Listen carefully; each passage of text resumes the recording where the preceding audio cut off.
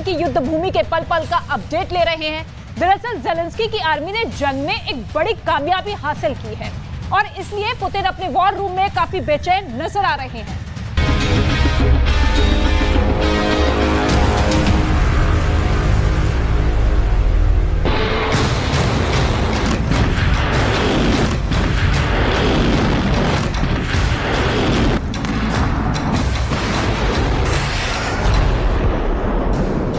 जंग में ज़ेलेंस्की का एक सपना पूरा हो गया है।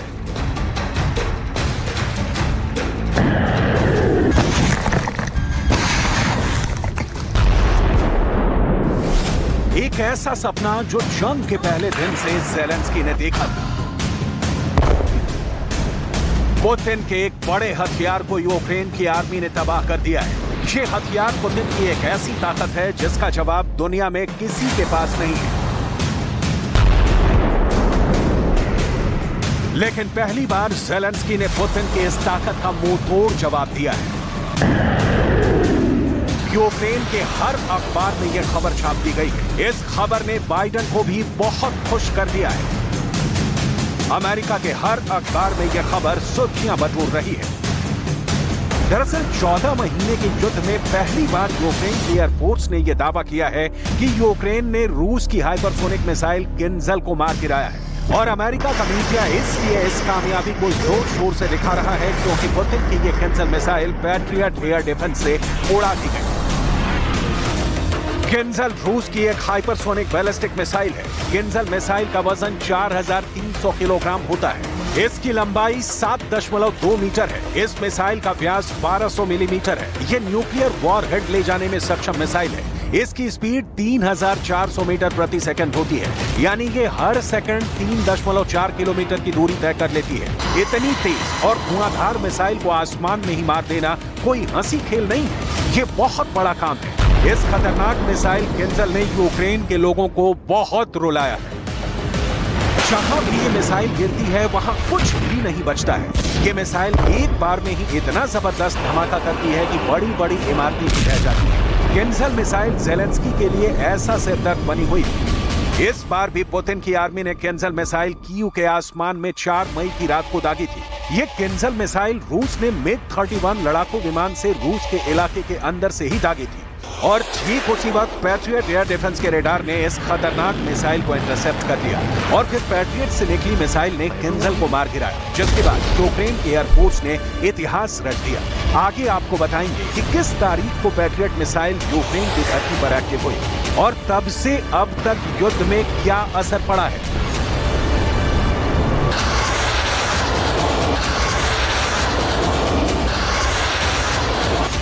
26 अप्रैल को यूक्रेन की वायुसेना ने पुष्टि की थी कि 2 पैट्रियट मिसाइल सिस्टम ने काम शुरू कर दिया था।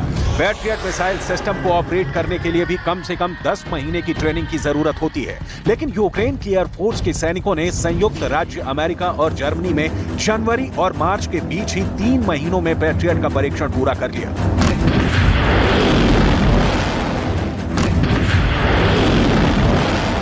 1990-91 के खाड़ी युद्ध के दौरान पैट्रियट का इस्तेमाल हुआ था। पैट्रियट ने सफलतापूर्वक एयर डिफेंस किया था।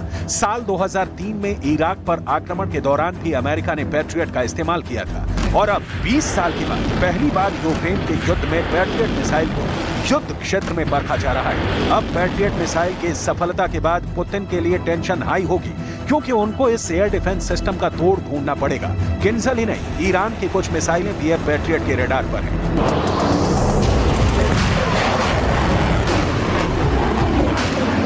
Всех наших военных формирований, Минобороны, добровольцев, всех сделать так, чтобы вообще не было обстрелов.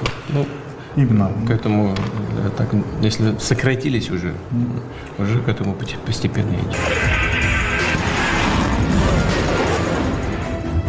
जैसे ईरान की फतेह 110 और ज़ुल्फ़ाकार मिसाइल ने भी यूक्रेन पर बहुत तगड़े हमले किए थे। दावा किया गया है कि ईरान और रूसी मिसाइलों के हमले में यूक्रेन की 45% आर्टिलरी यानी तोपखाना तबाह हो चुका है। इसके अलावा ईरानी सेना ने कादर क्रूज मिसाइल रूस को देने के लिए तैयार कर ली है। कादर मिसाइल मध्यम दूरी की एंटीशिप मिसाइल है। वहीं ईरान रूस को हवा से जमीन पर मार करने वाली लेजर गाइडेड सत्तार मिसाइल भी दे रहा है। ईरान रूस को अपनी फखोर 90 मिसाइल भी देने जा रहा है। अब इन सभी मिसाइलों की चुनौतियों से पैट्रियट को निपटना होगा।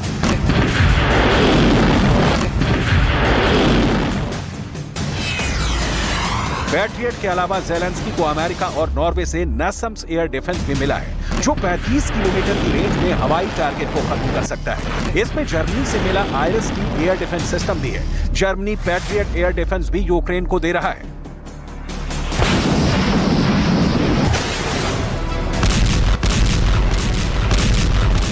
Я дякую пану канцлеру Шольцу за рішення надати Україні систему ППО «Петріот».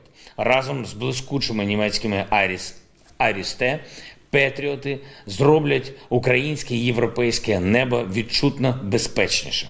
Також сьогодні з паном канцлером ми обговорили інші аспекти нашої оборонної взаємодії, зокрема 40 कई रिपोर्ट्स में दावा किया गया है कि पैट्रियट से पहले अमेरिका और नाटो के सभी एयर डिफेंस सिस्टम ईरानी ड्रोन, रूसी ड्रोन और ईरानी मिसाइलों के हमले में तबाह हो चुके हैं। लेकिन अमेरिका को अपने पैट्रियट मिसाइल सिस्टम पर ही सबसे ज्यादा भरोसा है।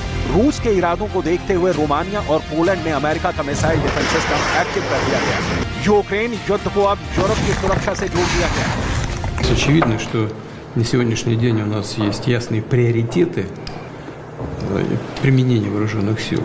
И прежде всего это касается украинского направления и все, что связано с защитой наших людей на Донбассе, на других новых территориях. Но задачи развития флота, в том числе на Тихоокеанском театре, никто не отменял, не снимал.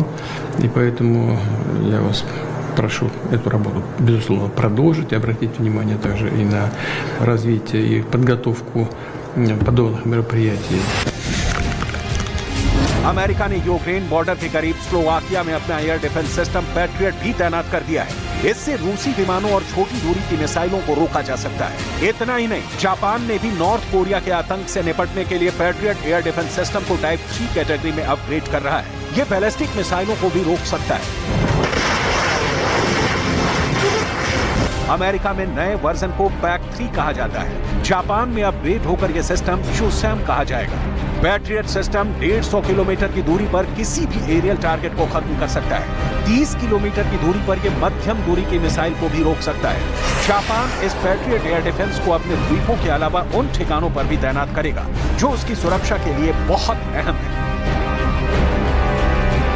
इसमें टोक्यो जैसे बड़े शहर हैं और जापान के परमाणु रिएक्टर भी हैं और साथ में उसके मिलिट्री अड्डे भी हैं। यानी अगर देखा जाए तो पैट्रियट एक बहुत भरोसेमंद एयर डिफेंस है जिस पर भरोसा जापान भी करता है और अब यूक्रेन को भी इसी पर भरोसा है, क्योंकि जिस तरह यूक्रेन को रूस की मिसाइलों ने तबाह किया है, अब पैट्रियट की यूक्रेन का आखिरी सहारा बन गया है। लेकिन पुतिन की रणनीति के सामने बड़े बड़े हथियार भी फेल हो जाते हैं। जब अमेरिका ने यूक्रेन के अंदर हिमार्स को लॉन्च किया था, तब भी शुरुआत में हिमार्स को लेकर बहुत सारे दावे और कसीदे पढ़े गए थे, लेकिन बाद में रूस ने हिमार्स का बहुत बुरा हाल कर डाला था।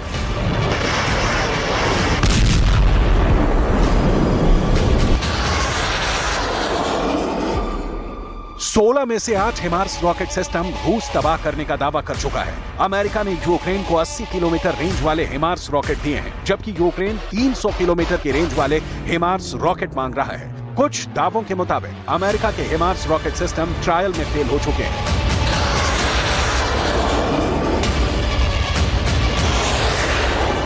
इतने बुरे हालात में ज़ेलेंस्की के लिए पैट्रियट एक रामबाण साबित हो सकती है, जिससे कुछ दिन तक यूक्रेन को पुतिन से बचाया जा सकता है।